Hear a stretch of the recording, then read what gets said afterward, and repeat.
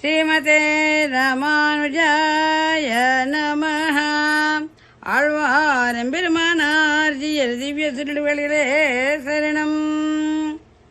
ஓம் ஸ்ரீகிருஷ்ண யதுபூஷண நரசக శృంగారరత్నాకర లోకద్రోహి నరేంద్ర వంశదహన లోకేశ్వర దేవతానీక బ్రాహ్మణ గోగణార్తిహరణ నిర్వాణ సంధాయక నీకున్మృక్యద దృంపమే భవలతల్ నిత్యానుకంపానిధి. కృష్ణో రక్షతు నో జగత్రయ గురు కృష్ణం నమస్యామ్యహం. కృష్ణే నామరసత్రవూజనిహత కృష్ణాయ తుభ్యం నమః. కృష్ణాదేవ సముత్థితం జగదిదం కృష్ణస్య దాసోస్మ్యహం. కృష్ణే తిష్టతి సర్వమేతదఖిలం. హే కృష్ణ సర్వం రక్ష మాం. The great happiness is, this is the Kartika Masam, Kartika Damodara Masam. We call this as the Kartika Damodara Masam. On this Kartika Damodara Masam, Tara Devi Memorial Lecture, 107th Tara Devi Memorial Lecture, 107th Tara Devi Lecture, this means 107th month. And we are so fortunate, Dr. Mohan Anandaji from Guru, actually he is from Kerala in India, but he is at present, he is from Los Angeles. Dr. Mohan Anandaji is from, and Dr. Raji Anandaji. They are really ideal couple and made for each other. I always say they were the learning Sanskrit and apart from all the things, because this is a Kartika Damodaram, Krishna's appearance we always feel in that Guruvayur devotees. And Dr. Raji is a great devotee of Guruvayurappa, that is Krishna. So, and when Dr. Mohan Anandaji all the time say, he is the devotee of Raji, Dr. Raji, that is, I am a devotee of my wife. That's enough. That Mad Bhakta Bhakteshu Preetihi Adhika, that's what Krishna says. That's why Dr. Mohan Anandaji know how to get the things easily. Because get the blessings of Krishna, the easy way is to become the devotee of a devotee. That's enough. That's what he always. That's why he is successful in his life. He knows all the how to win the things. So that Krishna's blessings are with him. So we are very happy in this Kartika Damodara Masam. Jai Sriman Narayana. Now we welcome Dr. Mohan Anandaji and Sriman, Srimate Ramanujaya Namaha. Alvar Embiramanar Jiyar Divya Trivigale Saranam. And we welcome Dr. Mohan Anandaji.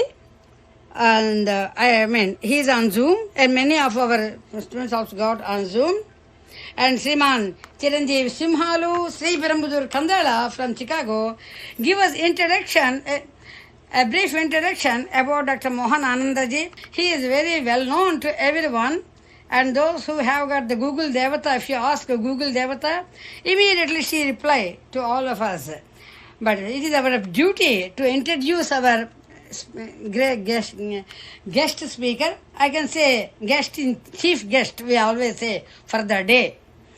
Of Tara Devi Memorial Lecture, 107th month. So we invite him and we request him on Chiranjeevi Simhalu Sri Perambudur Kandala Babu. Jai Srimanarayana. Jai Srimanarayana. We, as already mentioned, we welcome Dr. Mohan Anandaji to our Sri Pravachana Goshthi for the 107th month of Tara Devi Memorial Sabha. And we have already introduced Dr. Anandaji in our previous sessions. He has been in NASA. He has been in law. Their accomplishments are all over the place in the internet. So since we are already dealing with the Autobiography and Immigrant book, I just want to read one review, but keep it short. Just one review from the Amazon. It says a must-read for any immigrant pursuing the American dream. So this reviewer says, I read somewhere that Old English Dictionary defines the American dream as the ideal that every citizen of the United States should have an equal opportunity to achieve success and prosperity through hard work, determination, and initiative.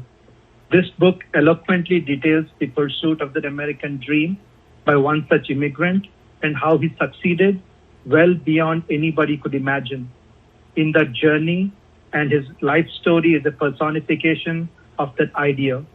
In my opinion, it's a must-read for any immigrant who is desirous of achieving that venerable American dream. With this, we ask Dr. Ananda to present his speech. Thank you.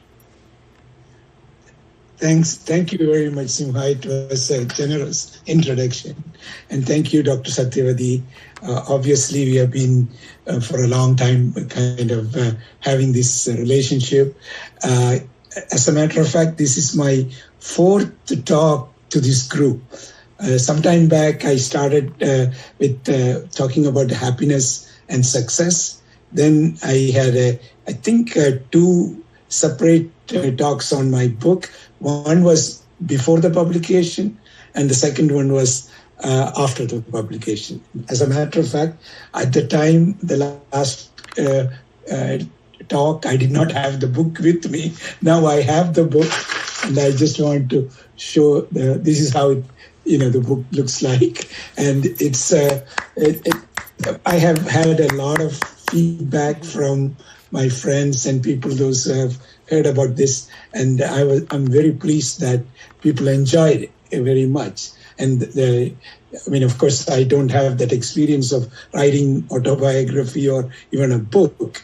This is my first attempt, and but I did used to tell stories to my grandchildren, so I used that technique to write it in such a way that it's more interesting. It's not complicated.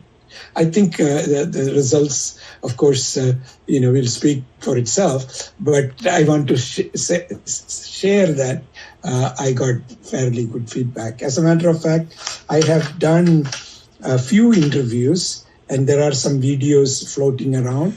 I think people can, but the book covers a lot of material. So the videos or the interview videos are specifically related to certain areas. But like today's talk will be also one of the areas rather than the whole book. But last time, I think I had the talk on October 24th, and the book came on October 20th. And so some people had a chance to look at it. But now, of course, there's more than a month. And in the October 24th talk, I was kind of giving a general overview of the book. General in various chapters and things like that. Then I touched on one specific area. The reason was I started this new kind of activity in taking company public that is called the SPAC, the Special Purpose Acquisition Company. In fact, that was the majority of the talk last time, but I don't know if it was clear and it came through okay. But I did cover in the book a little bit because that was done before the book was written prior to the real engagement in that activity. However, the 29th, 5 days after my talk, the company went public. So I'm happy to say that activity was extremely successful. the reason I just wanted to, share a part of it, which is not in the book because it's all happened after the book was written. But it will be interesting to know that when I started, I was trying to raise $200 million for the SPAC is to merge with another company, and whichever company we can bring it to the table, and then becomes the combination. Now, I was hoping, we have a good team, we have excellent partners. I was hoping we'll make it happen, meaning we'll make the 200 million capital to be invested by investment people. On the 29th, as a matter of fact, that's the day we were planning to go public. But on that day, from early morning, 6 o'clock my time, which is like 9 o'clock New York time, we started what we call the investment bankers roadshow. The roadshow really is generally, we go to places like we go to Chicago, we go to New York, we go to London, various places, and it'll take many days to present to what you're planning to do to the investors. And then later on, after that many days, the company goes public. That is the normal process. But now, because of this pandemic, we have done the whole thing in one day because it's all Zoom presentation, and started at 6 o'clock my time, and it went up to almost 1 o'clock my time, meaning so several sessions. We go through, give the presentation to one group here and another group, and groups after. But one good thing was in each of almost all of the presentations, after our presentation is done, generally we will ask for, do you have any questions? But I am surprised to hear from them, you know what, you have addressed all the answers we were looking for and asking, going to ask questions. So that is a very positive response. In addition to that, all of them said, we are in. We are in means we are ready to invest. The way it works, just to give a kind of a general picture, any investor can only invest up to 10%. That means in our particular, this case, we are asking for 200 million, means any one investor can invest any amount, but not more than 20 million. So when they say we are in, it could be a small amount or up to 20 million. And we had altogether about 65 investors. All these investors are very large private equity capital. They manage $1 billion, $2 billion, $5 billion. These are huge. It's not individual investors. These are really huge investors. And at the end, of course, we never know. At the end of the session, when we were so oversubscribed. Oversubscribed meaning everybody was ready to invest whatever the maximum they could invest. So generally speaking, we had almost $1 billion on the table, meaning we are only seeking 200 million, but there was that much money. So I was pleasantly surprised. In fact, I was really amazed that that kind of reception we got, which kind of gives us to believe that we had a good story. We had the right people. We had the right type of, support. Our team, meaning the people working with us, were marvelous. And then some of the advisors asked us whether, since it is oversubscribed, maybe you should consider upsizing instead of 200, maybe you can go to 250 or 300 or whatever. Then we thought through internally, and we decided not to do.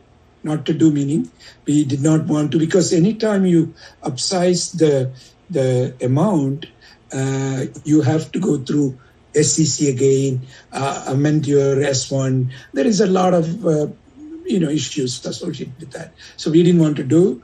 We said, of course, there is what is called over-allotment. So over-allotment is you can go up to another 15% without any paperwork.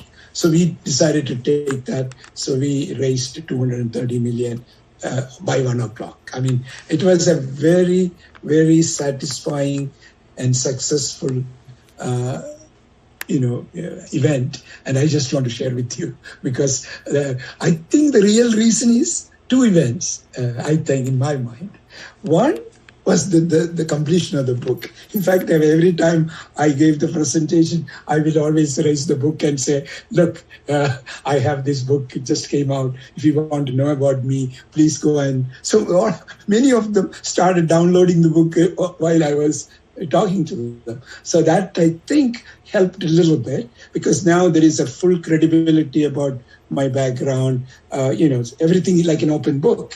So everything is there. That's one reason.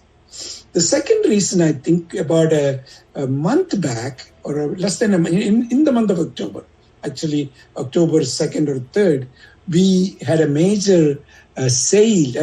I have this public company I started called stamps.com.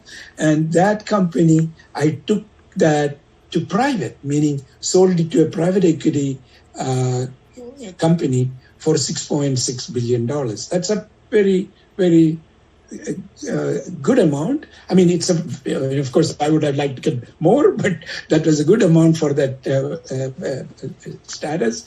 And that event really made a big kind of event for in the equity space. So they know that we have experience or ability to do things like that. So that also contributed. That's my own interpretation. I didn't ask anybody why this happened, but I think these two events helped to get this particular raising of the capital through this IPO.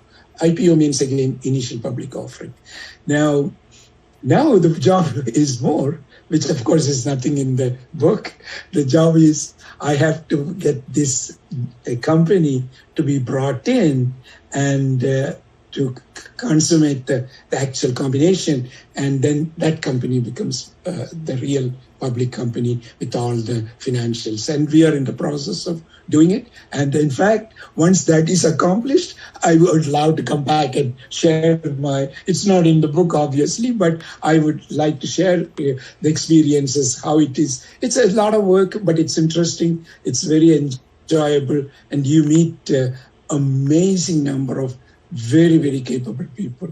And that's a byproduct. Of course, we can only do one combination, one company, but the way you make it happen, you talk to many of them, and when you talk to them, learn about them and what all the things they're doing in a very creative way, innovative way. So that experience is worth knowing about, and I'll be happy to share with our team here. But anyway, I just want to get that out. So my thinking today, because of if somebody goes through those various video clips, you will know part of the book. This part of the book, and I would today also I would take some aspects. Each video clip has like a business part, one has different areas of the book are covered, but it's not easy to cover the whole book in one talk. So I'm going to talk about something very personal again this time. It may be interesting. I'll cover some of the areas of my personal life. Of course, the whole book is my personal life in the sense my impression or my experiences or my perception, my understanding of the various events in the last, especially after coming to the US. It's now 54 years. I came in 1967, and over these 54 years, I have seen many things. I have gone through many events, and what I'm going to do here is a very small slice of it, but it may be, if of course if somebody wants to read the book, this whatever I'm talking about can add to it. That's the thought process. And okay, let me kind of start where to begin with. When I came, I was fairly young. I came to the school here in Pasadena, outskirts of Los Angeles. I went to school at the California Institute of Technology. And of course, my parents, as probably all parents are, when they're away, they generally don't want them to go and settle down in America or some more other, they were kind of concerned I would get married to an American girl, and maybe then now my relationship with India will be very, not minimum, but less. So they even though I was fairly young, they wanted me to get married to an Indian girl. So they started sending, just like any Indian family, they will send some pictures or, people about where they are. You may want to go and see them there are Indian-born girls in America also studying in some other place. So these things started happening. Of course, I was trying to resist because I was not ready for, I was still a student. So I did not want to be tied down, because marriage, when you think about it, it's a great thing. However, it takes a form of responsibility, more responsibility. Less that, of course, I have my own responsibility to, my things like that. So I know, because I'm the firstborn, so I know that there are things I have to do. But getting married makes it a little bit more challenging. So I was avoiding that, but, they persisted. So I just did not want to, walk away from it. But then I said, because before I came to US, one incident happened. My sister just got into medical school. So we meaning my parents and I, took her to go to the school, to her dormitory for the first time. This is actually in Tanjavur. Tanjavur is a city not far from my parents live, which is in Trichy. Trichy is a city in Tamil Nadu, and Tanjavur is also in Tamil Nadu. And so we went there. In that trip, it so happened, because even though the whole school is in Tamil Nadu, they all speak Tamil, there are few Kerala students or Malayalam speaking students there. And because we are originally from Kerala, settled down in Tamil Nadu, but my sister also, Tamil, they studied in Trichy. So all Tamil background, but still known as a person from Kerala. So people will say, okay, another Malayali girl or a Kerala girl is coming to that medical college. So because of that reason, there was another Malayali girl there at the time. And that, this is the girl happened to become my wife. And Raji, she was 6 months or 9 months senior to her. That means she was just another girl from Kerala staying in the dorm. And so she heard about a Malayali girl is coming. So obviously because, this is a natural thing. So she wanted to see who that is. So she was one of the persons who came to kind of, introduce herself that she's also from Kerala and, welcoming my sister. So in that process, I met her and we had a few occasions to see. So I kind of looked at her, not in that potential spouse, but she looked like met all the requirements at the time. So when this inquiry came, inquiry meaning my parents were forcing me to get settled down, and I didn't want to say no to them. But then I said, instead of me going and arbitrarily looking for some girls with whom I have no contact or no knowledge. So I said, I know this girl, meaning indirectly I know, and periodically when I write to my sister, I will inquire about her. And so we had a common kind of a knowledge without any connection. So I know how she's doing or what, So because of that, I didn't tell my parents directly. I have a very good friend of mine. So I told him, the story behind it. So I told him, can you go and talk to my parents and see whether what they think about this girl?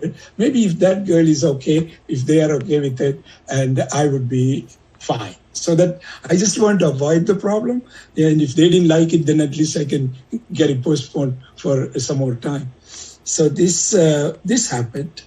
So they went, this is all in the book, by the way. I just want to go over this incidents as part of the book. It was very personal to me. So they went and saw, and they were impressed. They really, because anyways, they didn't really care whom I get married. They just want somebody from India, somebody, so that I won't be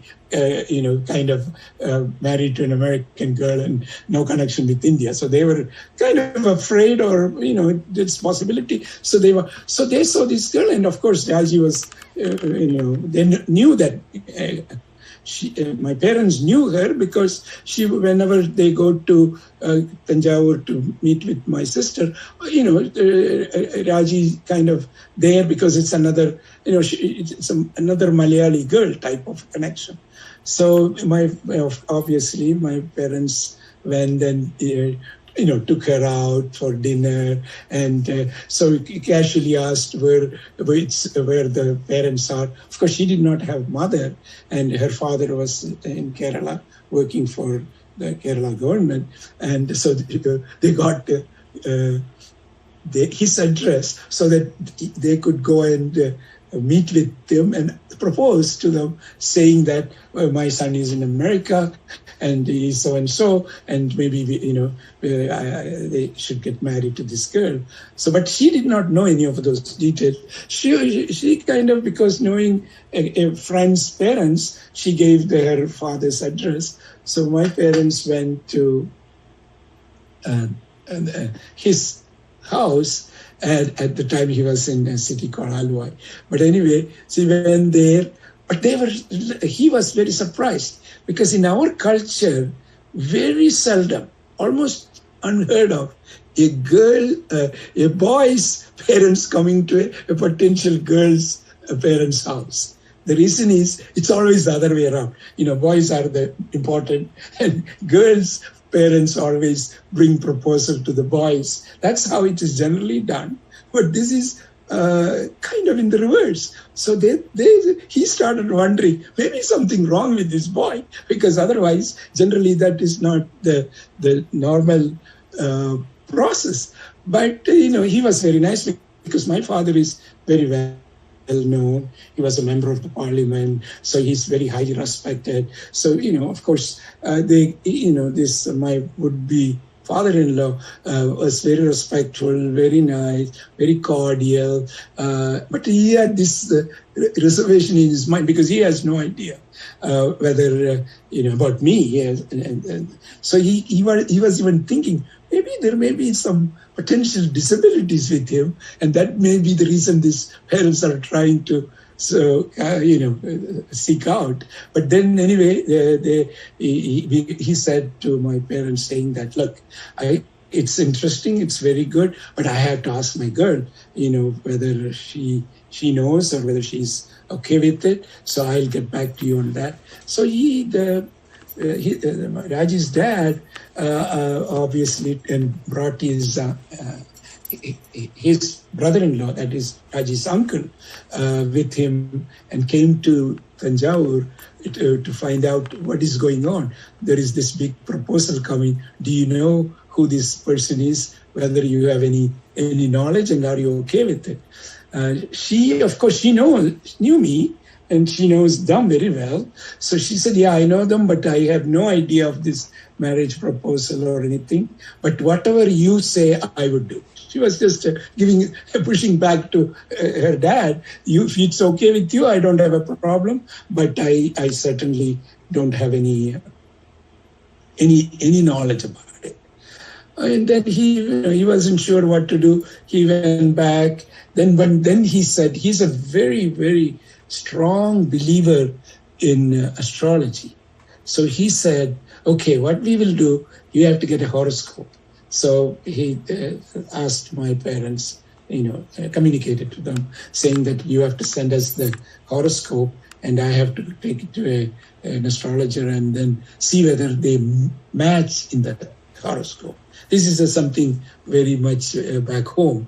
And unfortunately, in many cases, especially for women, the girls don't get married because of this non-matching. Meaning, sometimes these girls I'm not that knowledgeable in the astrology, but it's interesting. There is one term called Chowa dosha. Chowa is a planet which gives some bad thing to the person, and then there cannot be a match with somebody unless that dosha is exactly similar. This is to the extent I know. I don't believe in that kind of things, because there are a lot of young Keralite girls don't get married because of this problem. Because some astrologer will say this person has this dosha, so no match. So that's a very sad event. But anyway, so this kind of prompted, or the reason they want to make sure there is a perfect match. So they went, or my father-in-law, Raji's dad, went to this famous astrologer in near their house, and gave this 2 horoscopes, my horoscope, Raji's horoscope, and gave it to them, and said, without identifying who is who, meaning he did not say it is my girl and it's or my son. He said, there is a girl's horoscope, it's a boy's horoscope. I want to get how they are suitable, and they want to know. So it get an objective kind of a astrological, review. So after they waited, he went through all the so-called astrology review and came back. Then he said to Raji's dad, if it is your son, then I wouldn't worry about, meaning there is no need for him to, get married now. He can get many number of girls, no problem. There will be many of them available. Then he said, if it is your daughter, I would get this marriage done immediately. Because if this marriage doesn't happen now, she may have to wait for many years. And also, you won't get any better candidate than this one. This guy, I'm not exaggerating. I'm not making, this is all he told me later on. So that's how I knew. I did not know at the time. But this is what happened. I don't believe in astrology, this particular thing. I don't know what prompted him to do. This is what he said. So that really, because Raji's dad is an extreme believer in astrology. And so he is now convinced this is what, now this is for sure. He would want to go, and get it done, because he didn't want his daughter not getting married if you miss this opportunity for many years. But he still doesn't know this boy is in America, is, what kind of, but he has his classmate. One of his classmates happened to be, his name is Madhusudan. It doesn't make any difference, but he happened to be a professor at Ohio State University at the time. This year, this is in 1970. I got married in 70. This is the early parts of 70. We got married in July. So maybe this is sometime in January or February of 1970.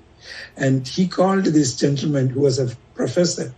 He told this, there is this boy in California, and he's, he's well settled, and there is a proposal. I want your advice, what we should do.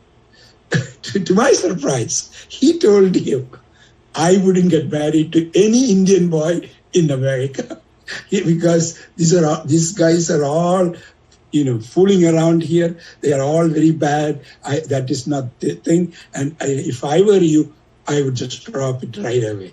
This is what his classmate, he relies on him. Without even, if I were him, I would have, because he could have called me and talked to me and got some form of, at least, talk to the person and get a feeling, if nothing else, how he sounds. But no, he didn't even want to know much about me. He said, all the Indian boys, we are talking about many years ago. Obviously, not that many boys are there, but he might have had some bad experience. But he said, I would not touch them. I would not do it. So my advice to you, go and look for somebody in India, and not this. So this really made him, he didn't know what to do. Now his friend is telling not to do. His astrologer is telling this is the best. So he had to go back. And of course, talking to Raji, she said, whatever you want, I will do. So she doesn't want to have anything to do with in the decision making. So that really made a little bit confusing for him. But then I don't know what happened. He made the decision, okay, let's go and settle that this is the marriage to be done. So he went to talk to my parents and said, yes, I am ready for this marriage, but on one condition. There is one condition. Because she was still in the fourth year of medical school.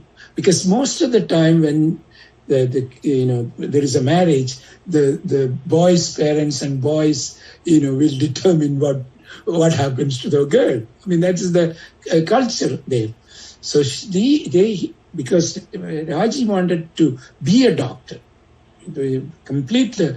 So he wanted to make sure under no circumstances she would be pulled away from her college and taken to America without finishing her college. So that is one condition. So my parents said, certainly, there is no reason, we can have the wedding, but she can still finish her college, and then she can go with our son to America, but not before that. So they, without even asking me, they gave that condition, agreed to it, and that's how the wedding was set. And obviously, we had the wedding, and the wedding was it was actually one of the biggest weddings in their town.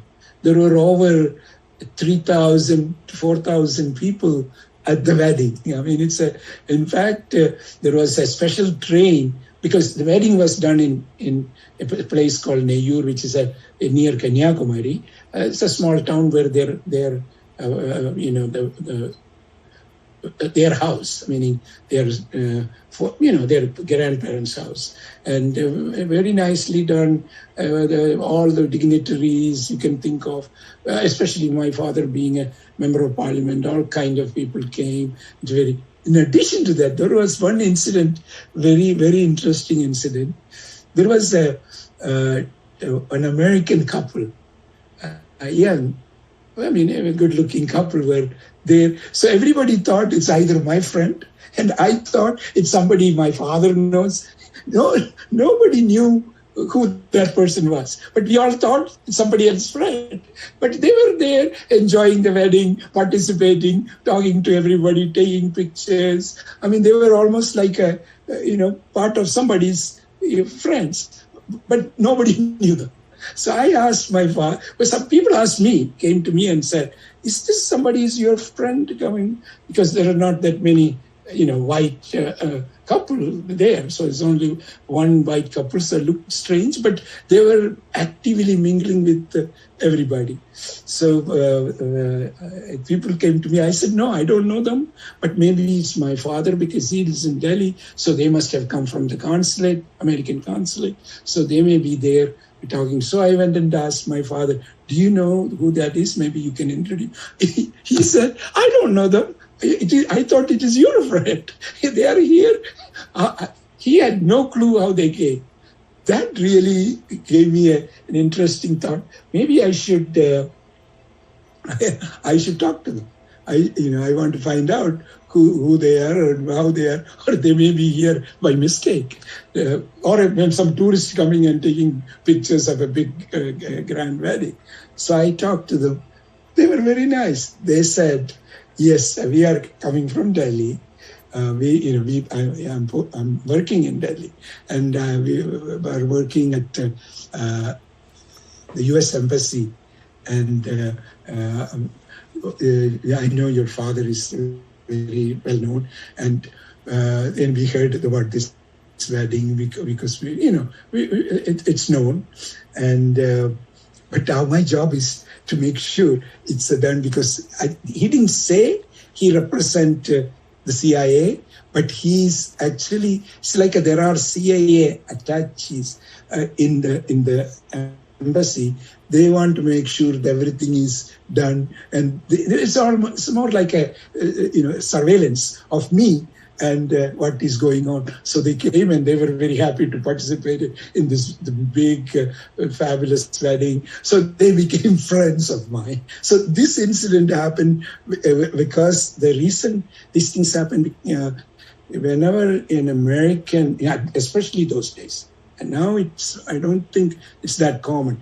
Those days, when there is anything to do with communism, because my father was a member of parliament from a communist party, and I'm an American citizen working at NASA, APL. I did not have any security clearance at that time, but they still watch me and making sure that I am right person for America. So that's how they came. But he was very clear to me, explaining that this incident is interesting, and I think I covered a little bit in the book. But this is something did happen during that wedding. So after the wedding, I just want to complete that part before I came back to the US, leaving my wife back in India. But we went on our honeymoon. And we went to one of the, I would say, the most beautiful place in the world. And I was lucky, I was privileged. So, of course, Raji has not gone anywhere other than her home in Kerala and Tamil Nadu and her college in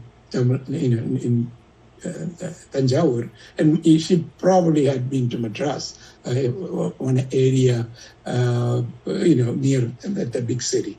That's it. But so this time, I booked everything. Of course, I booked everything from US. I did not have a lot of money, but I had a credit card. So my credit card was very valuable. So I booked everything in style in Kashmir. And we went to Srinagar. Srinagar, there was, of course, those who have been there would appreciate it. I think it's more beautiful than, for example, Switzerland, because the Himalayas gives you the beauty that cannot be compared. Switzerland is pretty. I've been to Switzerland. I've been to many parts of Alps. I have gone to many mountain range, but there is nothing can compare. I mean, I even been to Kilimanjaro, which is in Africa, but there is nothing one can compare the beauty, serenity of Kashmir. I mean, I've attempted to go back many times, but I have not gone because of all the unfortunate confusion with regard to all the conflicts that have been there. But someday I will go back. But anyway, I want to because I have discussed a little bit in the book. It's so nice. We had a wonderful houseboat in the Dal Lake. And the houseboat, of course, those days, all the Hindi movies were taken in Kashmir. So all the so-called the rich and famous come and stay in the houseboat. And the one which we stayed was one of the, just prior to us. We were there maybe 10 days. That prior to that, there was a big Bollywood crew. They were there taking pictures and all those things. So we had this houseboat, meaning it's not a small boat.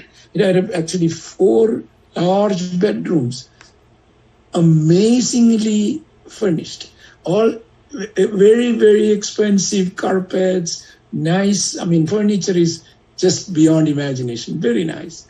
I mean, for me, for us, because we are used to modest things, but this was like a royalty. So they some or other thought we are some prince and princesses coming from somewhere, because we showed that kind of, without showing that we are poor or we are not anywhere near there. But they really treated us well, and we had a crew of the cooks that they will cook anything you want. They will ask, what do you want today? What the food? I mean, it's just two of us with so many, I shouldn't say it, so many servants. And we had our own shikara, which is a small boat which you can go in the lake.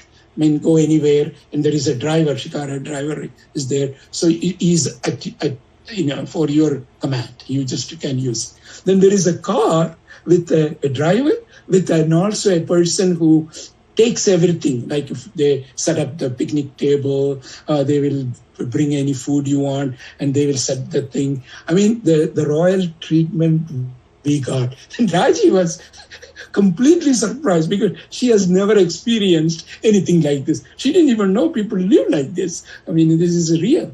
So, but this is almost like a dream in some sense. But we had a wonderful, wonderful experience. This is our first traveling together. I mean, with going to this, I just want to explain how I would love to go back and kind of refresh those memories in real places. I mean, Kashmir has, there are a lot of places. I mean, I just want to give some names like Naranag and the gardens and the Chashma Shahi. I mean, there are very, very, I don't know why people fight for, in the religious thing in a place, something like that. It should be treated like and preserved because something so good. But anyway, I just want to share that we had a wonderful experience and we enjoyed the visit, but we did not have a chance to go back. And even, we have traveled quite a bit. And in fact, I will, in my next 10-15 minutes, I'll give a little on my travel experience. The travel experience meaning I used to travel quite a bit for work. As a matter of fact, I used to travel to, Japan, you name it, the whole of Europe. And one of my job activities been representing a kind of US with the NATO countries when I was working on GPS. So I traveled quite a bit. Those are for work. But we have done some travel for pleasure as well. And sometimes when I go to places, I take, Raji and my family as well, depending upon where we go. One example, one place I went is because one of the areas I was working is in GPS, how to make GPS survivable. I think I touched upon it in one of my talks, but I just want to relate that here, that GPS is a weapon system. And even though GPS is in everybody's phone now, it's almost like they don't consider that as a weapon at all. It is everybody uses.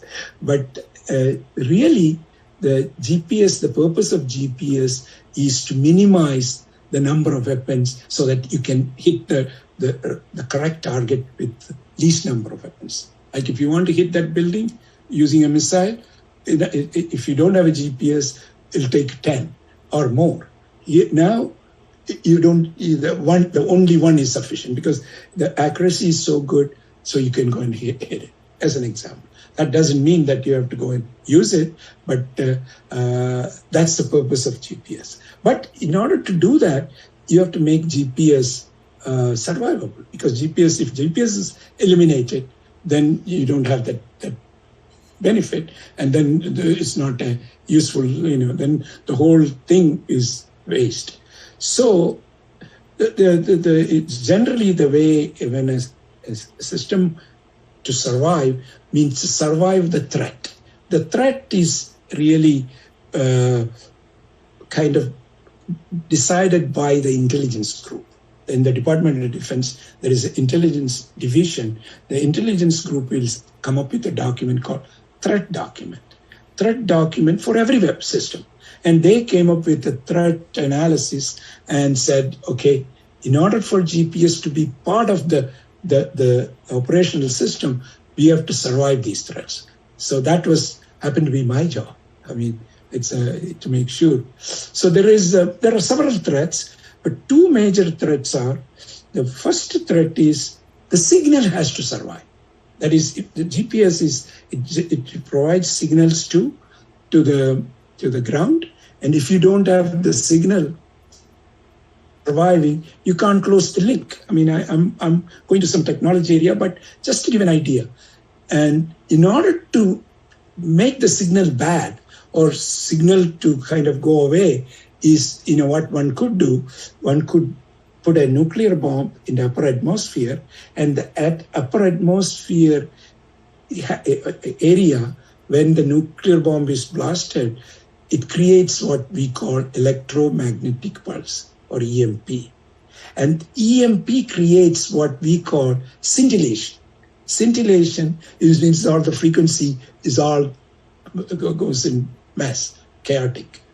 And if that happens, the GPS receiver on the ground or on the weapon system cannot get the signal. And if you don't have the signal, then there is no GPS.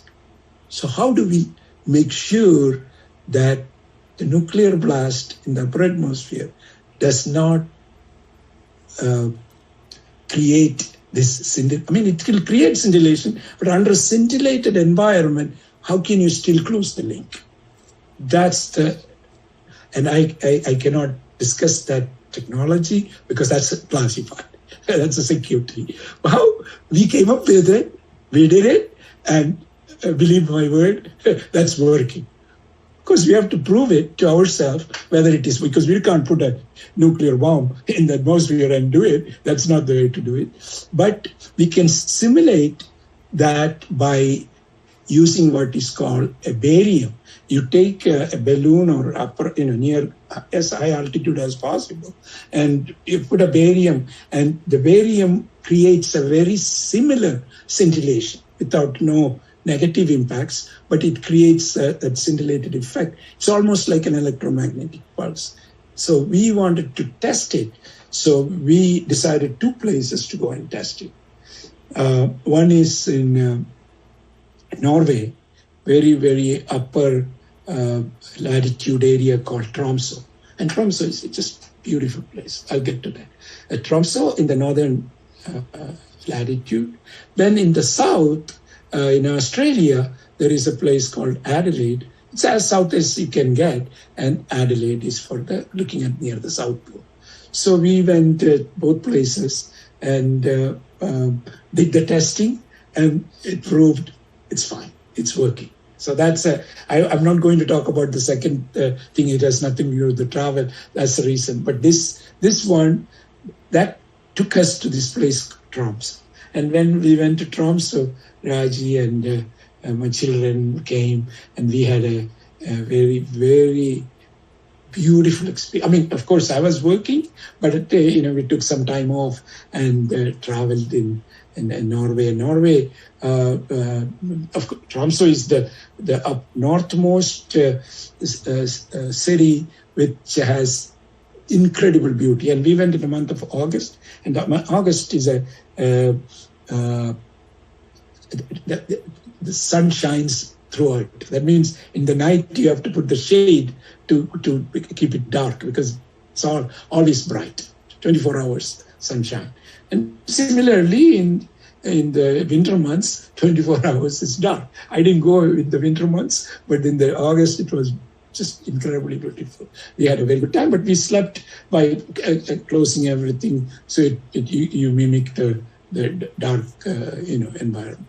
And from there we also went to two other. Of course, Norway has many places one can travel. It's just beautiful. We went to a place called Bergen, and Bergen is one of the most attractive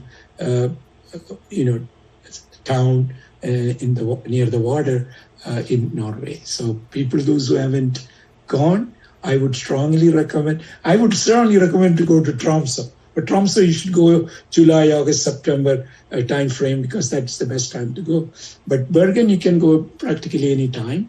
And of course, Oslo is the big city in Norway. And I would recommend either you go from Bergen to Oslo, or Oslo to Bergen, take the train. That train ride is amazingly memorable. So that's you can see the natural beauty of whole Norway, or not the whole, much of the Norway, if you take that train ride. You don't need to take round trip, just one way would be very, and we did that, and that was really an experience to be, in fact, I would like to go back again. I haven't gone back recently, but I was planning to go last year. Unfortunately, the COVID situation kind of prevented us from going to Norway. There is, of course, not far from Norway, there is Finland has Helsinki. That's another just beautiful place. So that's one place we have been. We have been to many parts in Europe, and especially in Switzerland, Germany, or Italy, and Greece. I mean, the whole place we have traveled, because the traveling is a learning experience. So wherever we go, or at least I have the tendency to do some research on their culture, their food situation. And food is in some way you learn about the people, and the art, the architecture. Everything is, you become a better person, and see the infrastructure, how people live. So I had the luxury of doing or participating in those things and learning about. And I have traveled, around the world, but I want to touch upon few before I end a travel in India, or near India also. In India, we went and took a travel, which we talked a little bit of in the book, the Chardham pilgrimage. Of course, prior to that, we have been to pilgrimage in Kashi, Varanasi, and also we went to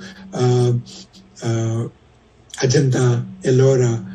We learned a lot from seeing the amazing art, what they have done in the caves. And also, one should go to Khajuraho. Khajuraho is Madhya Pradesh. Just incredible architecture, the various the artwork.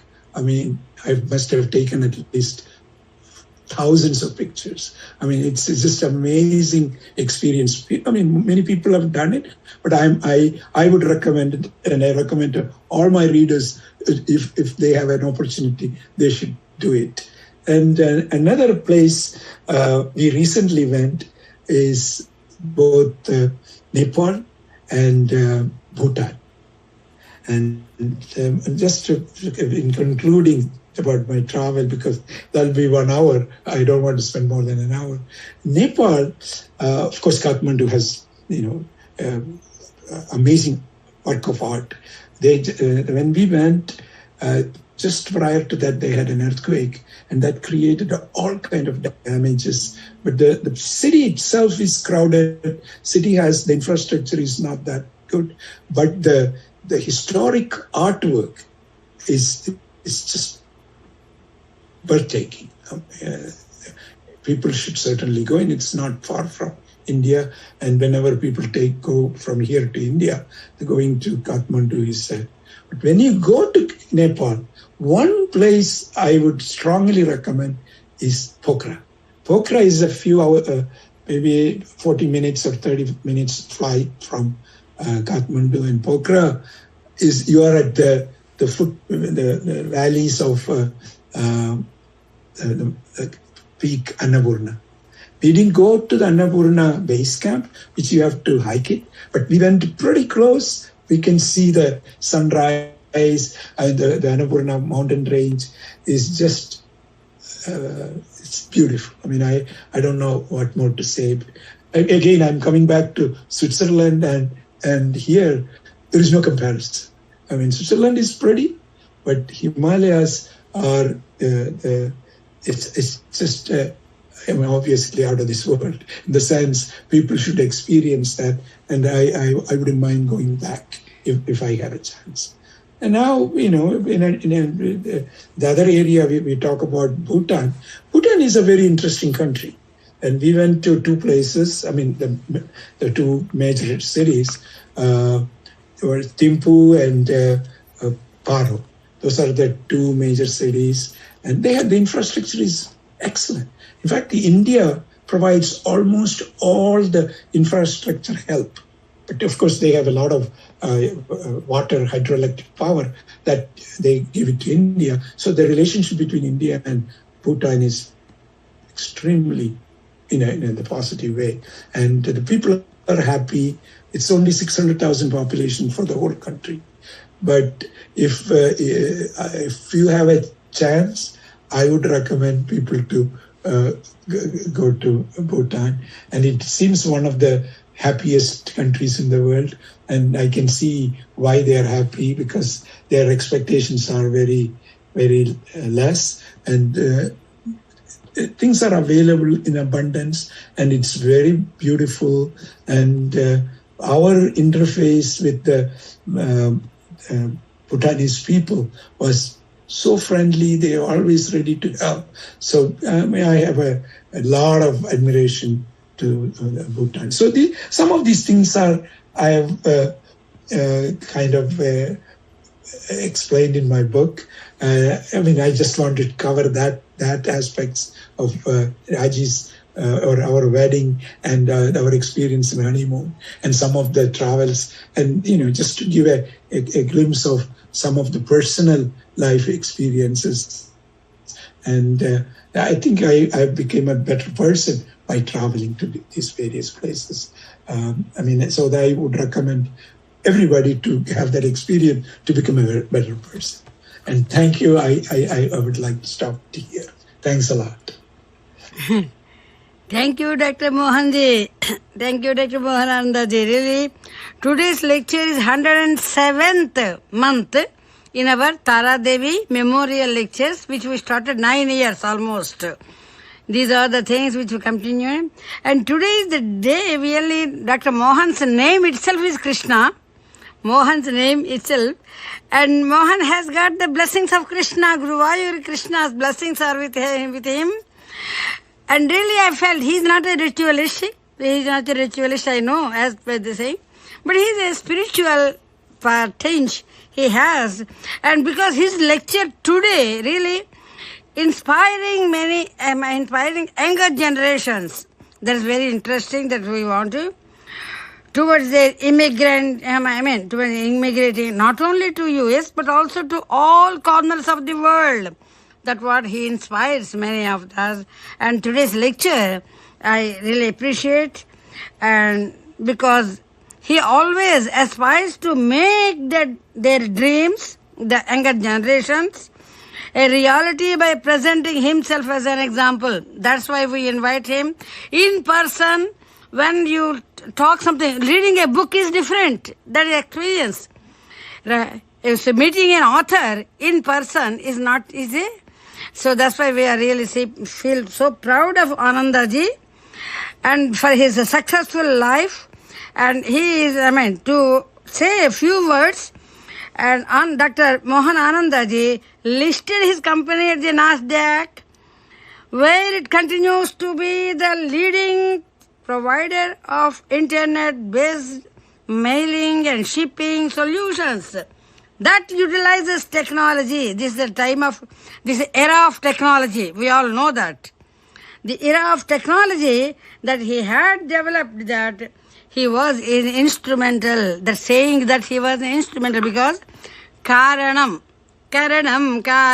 Karta, we always say in the Vishnu Sahasranama.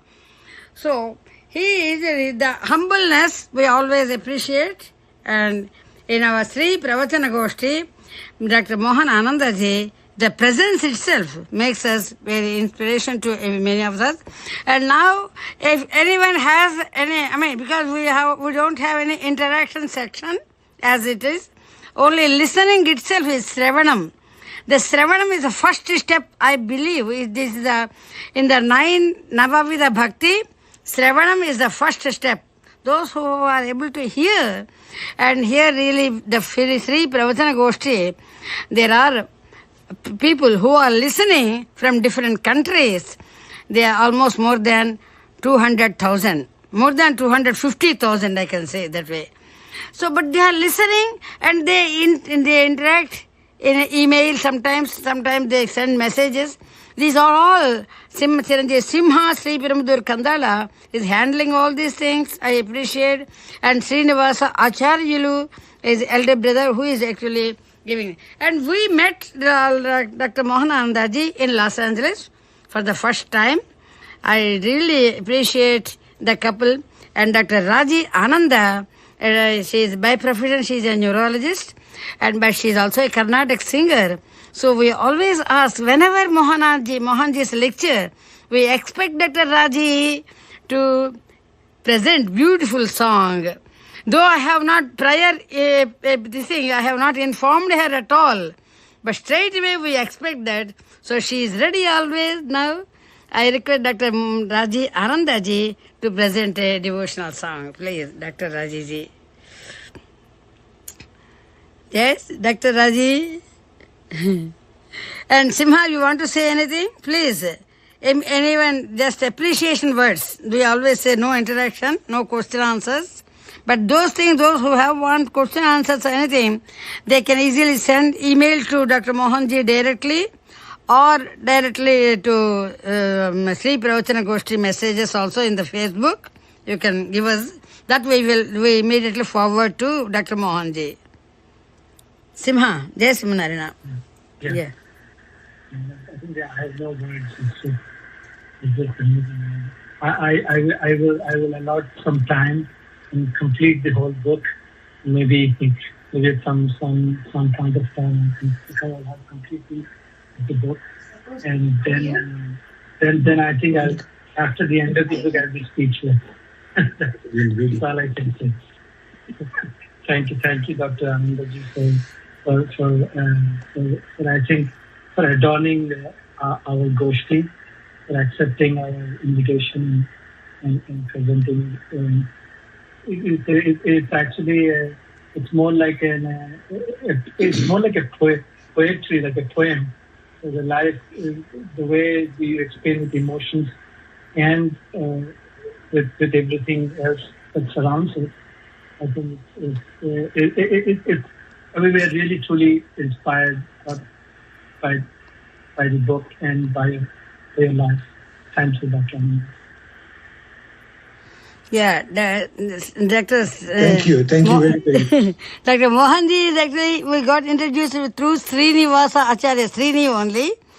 When we were in Malibu, we were in Los Angeles at that time. Srinivas, are you there? Yeah, Srinivas is there? I don't know. Yeah. Jai Shivana. Srinivas, Srini Anand, Srini Kandala. Thank you. I'm trying to say thank you so much. Can you hear me okay? Thank you so much. Also, very nicely, it was coming on YouTube also. Live broadcast. So thank you so much.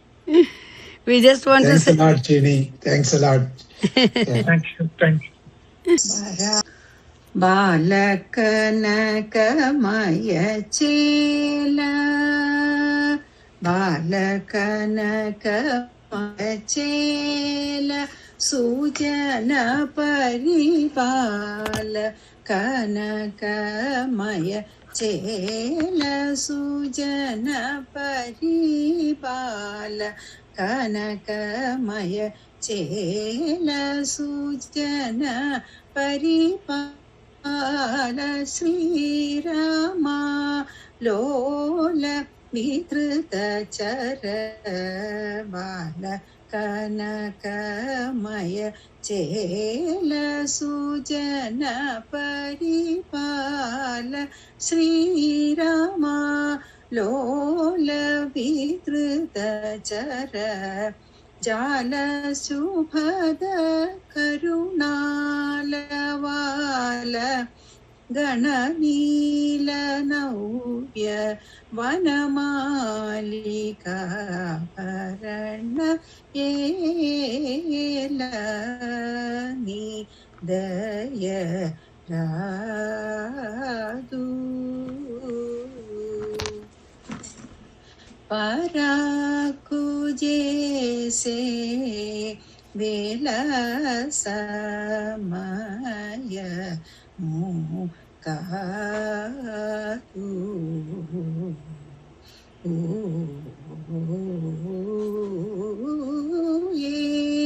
येलनि दय रादु रारा देवा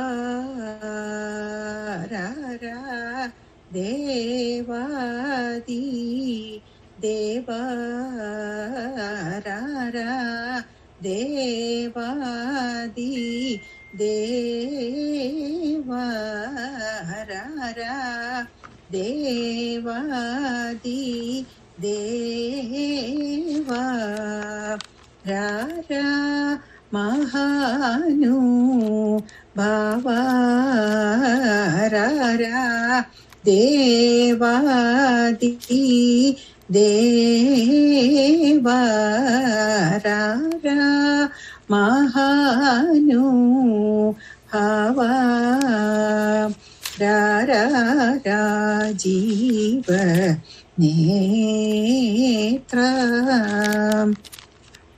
रारा राजीव नेत्रा रघुवर पुत्र सार तरसुधा पूर हृदय परिवार जलधिगं भीर धनुज संहार मदन सुकुमार बुध जन विहार सकल श्रुति सार नादु पैलनि दय रादु सार तर सुधा पूर हृदय परिवार जलधिगं भीर धनुज संहार मदन सुकुमार बुध जन विहार सकल श्रुति सार नाडु पैलनि दय रादु पराकुजेसे वेलसमय मुकातु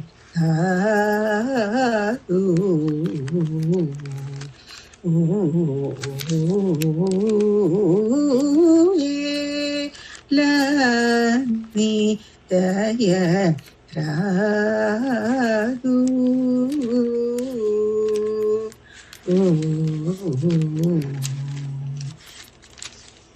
जय Sriman Narayana Jai Jai Srimanarayana Ma, Jai Jai Srimanarayana.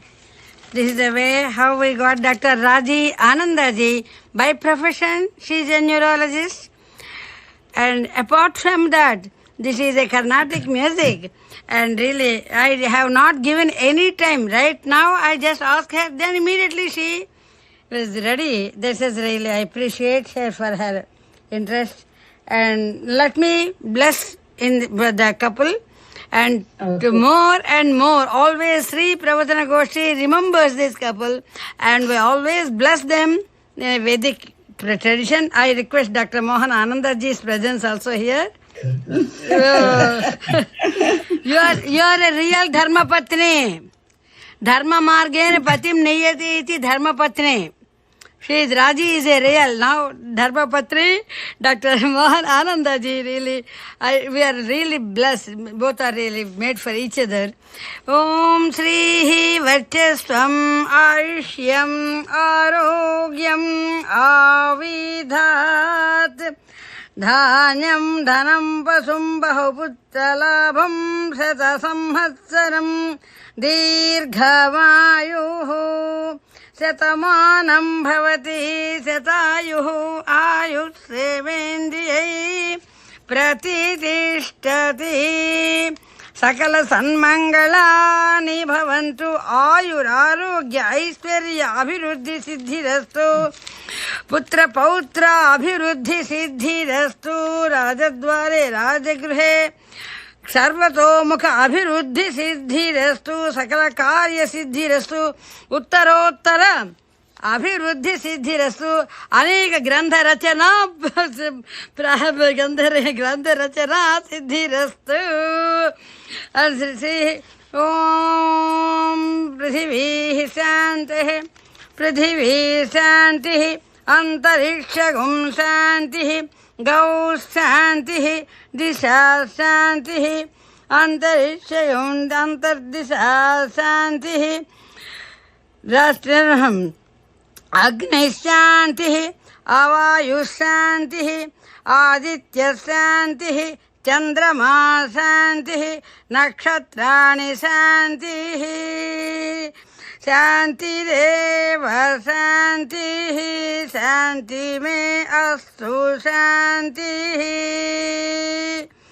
ओम सहना भवतु सहनौ भुनक्तु सह वीर्यं करवावहै तेजस्विनावधीतमस्तु मा विद्विषावहै ओम शांति शांति शांति. Wish you good luck to both of you, Dr. Raji and Dr. Anandaji. Thank you very, very, very much. All the things for you. Thank you. And more progress and more books should come from Dr. Mohanji. And Dr. Raji is the one, she is the one all the time with Dr. Mohanji to inspire the couple, inspiring the generations and generations to come. Thank you, Doctor. Wish you good luck. Thank you. Thanks a lot. Thank you so Thank you very much. much. Yeah. All the respects and pranam. Pranam. Thank you so much. Take care. Take care. Bye. Okay. Bye. Yes, Narayana. Now we conclude our session. Today's session, Dr. Raji and Dr. Mohan Anandaji, we always remember. And this is the 107th. And just yesterday morning, we have completed the Vishnu Sahasranama, 107th sloka. If you look into the Mahabharatam, the 107th sloka is the mantram part is finished, completed. That is the Vishnu Sahasranama. We have come to an end. And the last 108, that will be next month. Next month also we want to invite Dr. Mohanji again. Whenever he has, with the more and more details with the book, because it's the inspiration to everyone. So next month also, whenever, whichever day convenient to him, we want to at least, because it is the inspiration to the young generation, to all those who are, and that is why we want to invite the couple. And December is a month for celebration, and this is a celebration, and sharing is a celebration really. And immigration, and as an immigrant, we are all immigrants. But we always share many of our things with Dr. Mohan Anandaji because I have not gone through each and every page, not between line to line, but I have gone to the reviews and I have gone to some of the details because internet provides everything for us nowadays. So through that I got, and I feel so proud of you, Dr. Mohanji. Yes. Thank you very much. Yeah, I would love to come back and give another, and especially if things develop more, I would like to share with you. Sure. That's what we want. Yeah. We want more and more to, because it is a need of the hour. That is your information is really everyone needs that one, and it is an inspiration to everyone. That's what we want. And Sri Pravachana Goshthi is really fortunate to be in contact with such great personalities. And we always say the author of the book, Autobiography of an Immigrant, is Dr. Mohan Ananda. That is the greatness, we always remember him. Jai Sri Radha. Thank you. Thank you, sir. Thank you again. Bye.